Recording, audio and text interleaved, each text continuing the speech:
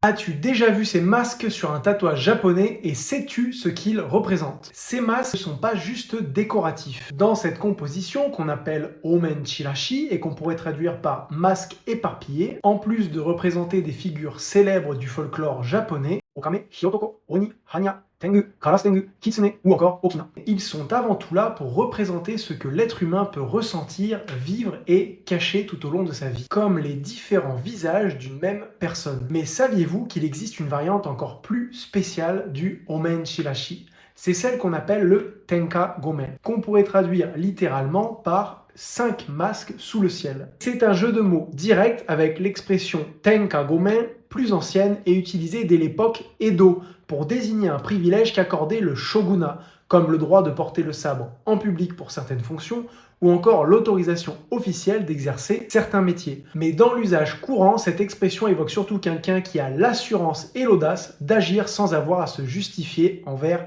qui que ce soit. Comme vous l'aurez certainement déjà compris, afin que le Omen Shirashi devienne un Tenka Gomen, il suffit simplement d'avoir 5 masques représentés.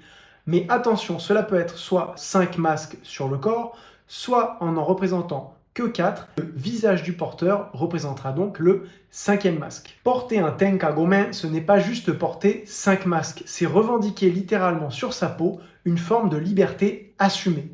Porter ses émotions, ses multiples visages, sans honte. Enfin, on représentera toujours le Omen Chirashi ou le Tenka Gomen avec des fleurs de cerisier. Une des raisons de cette saisonnalité serait qu'à la base, le Omen Chirashi serait simplement une représentation d'enfants portant des masques et jouant durant les fêtes des Ennichi. Et ces fêtes ayant lieu au printemps, ce serait la raison pour laquelle les Sakura seraient privilégiés pour ce motif. Néanmoins, cette explication est à prendre avec des pincettes, car toutes mes sources sont orales et je n'ai malheureusement pas pu trouver de source écrite de cette filiation. J'espère que cette vidéo vous a plu, n'hésitez pas à me dire en commentaire ce que vous en avez pensé, et on se voit la semaine prochaine pour le prochain thème. Asas!